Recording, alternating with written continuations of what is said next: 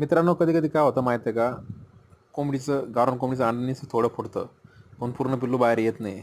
त्यावेळेस आपल्याला आपल्या हातानं कोंबडीचे पिल्लाचा जे शेल असतो ना, अंड्याचा शेल, तो फोडून त्यामधून अंडं बाहेर काढणं पडतं. ते फोडायच्या वेळेस थोडी निगा बाळगणी पडते. अंडा फोडताना पिल्लाला इजा होऊ नये त्या हिशोबाने अंडं फोडायचं.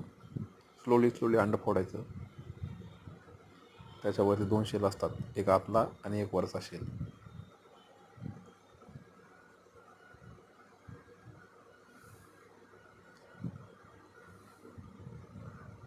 कोंबडी स्वतः पण फोडते, पण काही वेळेस काय होतं, कोंबडी फोडत नाही, त्यामुळे पिल्लू आतमध्ये गुदमरून मरतं. त्यामुळे अंडा फुटायला दिसलेलं तर त्याचे वरचा शेल फोडून टाकायचा.